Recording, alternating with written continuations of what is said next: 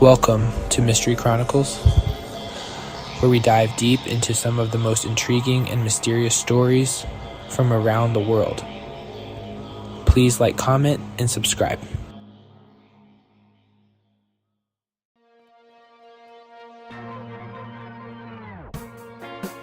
The air was crisp. Pine trees whispered secrets in the wind. It was a tranquil night in Keddie, California. April 11th, 1981 seemed like any other night, but darkness held its breath. Something sinister was about to unfold in Cabin 28. Inside Cabin 28, the Sharp family was settling in for the night, unaware of the evil lurking just outside their door. The peace was shattered. The night erupted with a brutality that defied the tranquility of the mountains. The next morning, the sun would rise on a scene of unimaginable horror.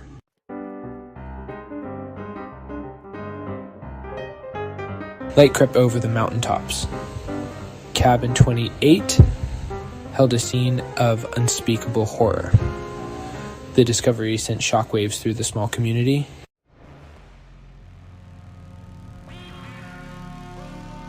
Keddie. The very name conjured images of towering pines, sparkling lakes, and crisp mountain air, a haven for nature enthusiasts, a retreat from the hustle and bustle of city life. Tourists flocked to this slice of paradise, seeking solace in its serene beauty. Families came to create lasting memories, but beneath the idyllic facade, a darkness lurked. A darkness that would soon rear its ugly head, forever staining the town's tranquil image.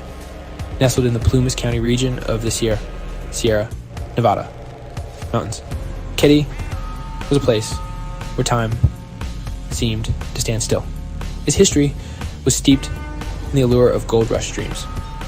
Whispers of fortunes found and lost echoed through the pines. The remnants of the bygone era were still visible.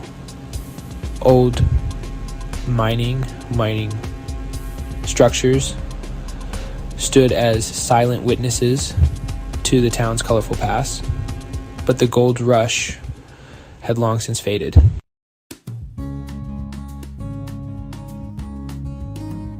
Life in Keddie wasn't all sunshine and mountain breezes. For some, it was a refuge, a place to start anew, to escape past demons.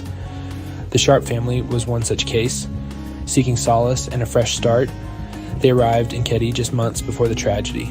Little did they know, their search for peace would lead them to a nightmare. Glenn Sharp, the father, was a hardworking man. His wife Sheila was a loving mother, struggling to keep their household afloat. Their children, John, Sheila, Tina, and Ricky, were typical kids, eager to explore their new surroundings. They brought with them a sense of normalcy.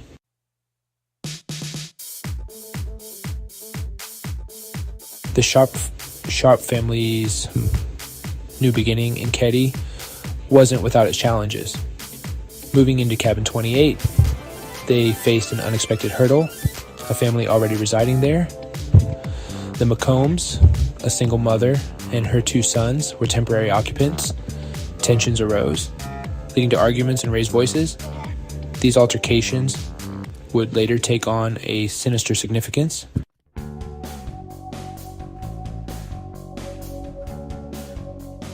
The morning of April 12th, 1981, dawned like any other in Keddie. Sunlight filtered through the towering pines, casting long shadows across the sleepy resort town. But the tranquility was a facade, a cruel trick of the light. For within the walls of Cabin 28, a horror had unfolded. A scene so gruesome it would stain the town's history forever. It was 12-year-old Sheila Sharp returning from a sleepover at a neighbor's cabin, who stumbled upon the unthinkable.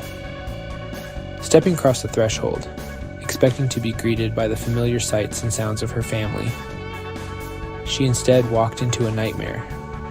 The air hung heavy, with the stench of blood, a metallic tang that sent chills down her spine. Her heart pounded in her chest, a frantic drumbeat against her ribs. Her breath caught in her throat, a strangled sob escaping her lips, as her eyes fell upon the first gruesome detail, her mother Sheila, lying lifeless on the living room floor. Her body bound, her mouth gagged, her eyes forever staring into the abyss. Panic seized young Sheila, her mind reeling from the shock of it all.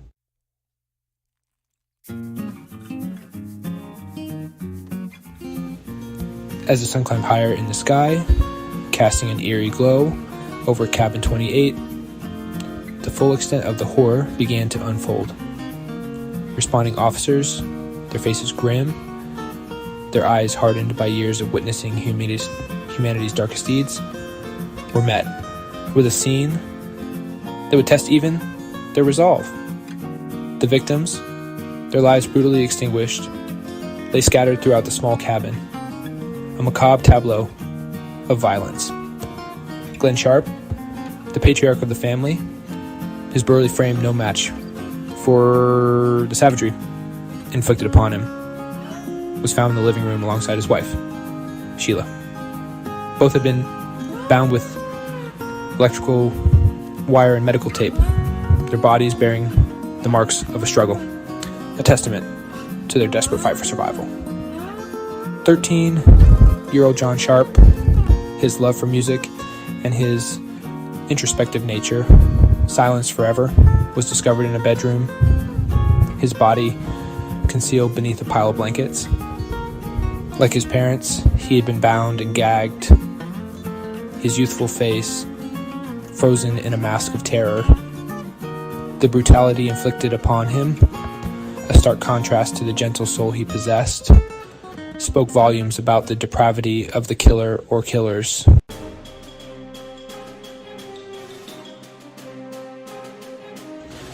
News of the murders spread through Keddie like a virus, infecting every corner of the once peaceful town. The idyllic facade, the promise of tranquility and escape, crumbled away, revealing the darkness that lurked beneath. Fear, palpable and suffocating, settled over the community, seeping into every conversation, every shared glance. Tourists, their faces pale, their eyes wide with a mixture of horror and morbid curiosity, packed their bags and fled, eager to put as much distance as possible between themselves and the nightmare that had unfolded in their mountain paradise. The cabins, once filled with laughter and the promise of happy memories, now stood empty, their windows dark, their doors bolted shut, as if even the structures themselves were cowering in fear. The investigation, launched with a fervor born of both a desire for justice and a desperate need to reassure a terrified community, quickly consumed the small town. Police cars, their flashing lights, painting the night sky in hues of red and blue, became a constant presence. Officers, their faces etched with grim determination, canvassed the area, their questions met with a mixture of fear, suspicion, and a chilling silence.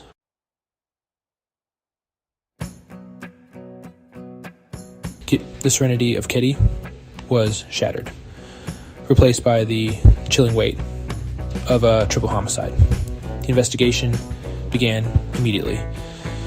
A desperate race against time. A race to find answers in a town suddenly shrouded in fear and suspicion. The idyllic mountain setting. Now, a crime scene. Every pine needle, every footprint in the dirt, a potential clue. The Plumas County Sheriff's Department, a small-town force ill-equipped for a crime of this magnitude, found themselves thrust into the spotlight. The pressure was immense.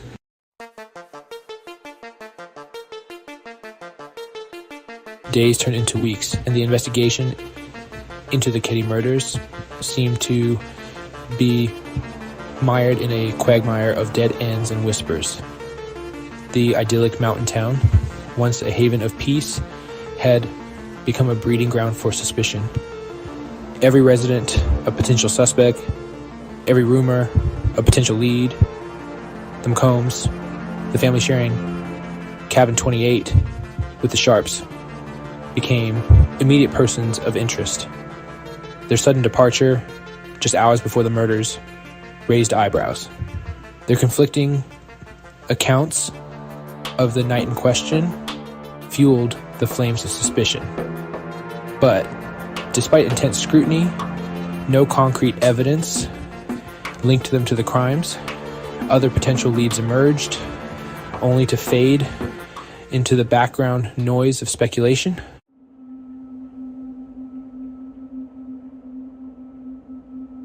Section 3. The Hammer and the Bloody Footprint.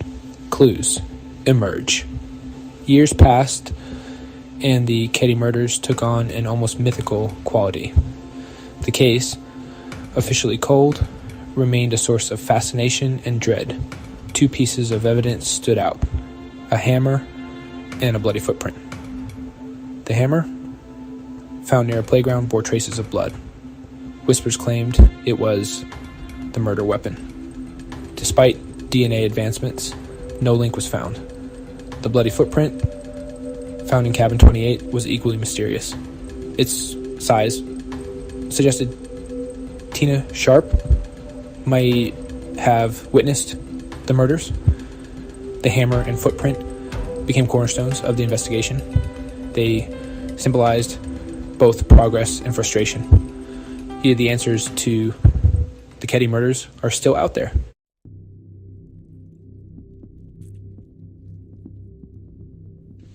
Section 1. Shadows of Doubt. The suspects. The Keddie murders cast a long shadow, tainting the idyllic mountain town. Whispers persisted around potential suspects, each more enigmatic than the last. The McCombs, sharing Cabin 28, remained entangled in the narrative. Their hasty departure fueled endless speculation. Justin Smart, a troubled young man, had a history of violence. The investigation struggled to separate fact from fiction. Shadows of doubt lingered, leaving Keddie in agonizing uncertainty.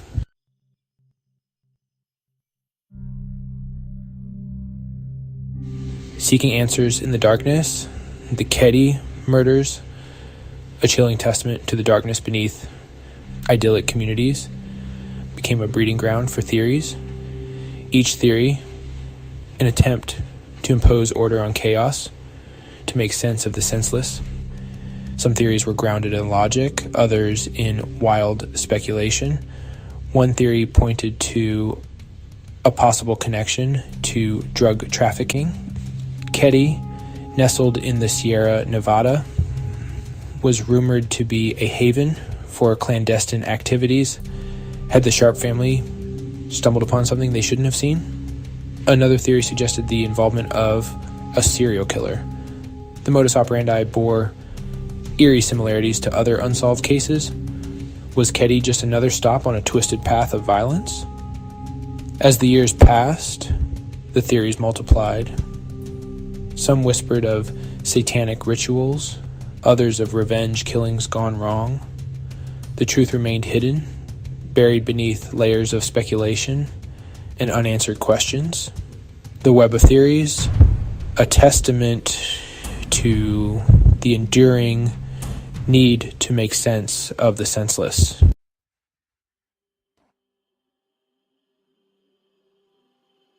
Section 3, the Marty Taylor Confession, Truth or Fabrication.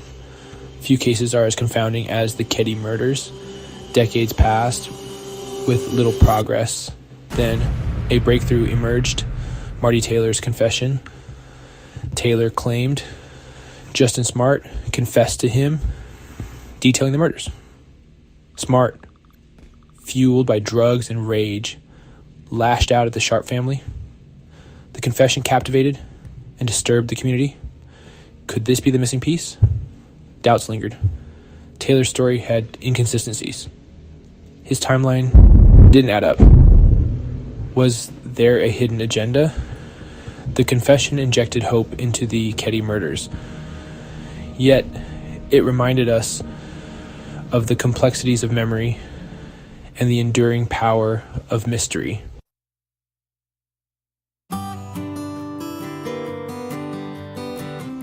Section 1, A Glimmer in the Darkness. The Keddie murders haunted the public imagination for decades. Theories abounded, but the truth remained elusive. In 2016, modern technology offered new hope. A bloody footprint was submitted for advanced DNA analysis.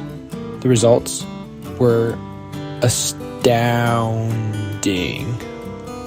The DNA did not match any known suspects. It belonged to an unidentified male. Could this unknown male be the key to the mystery? The discovery injected hope into the case.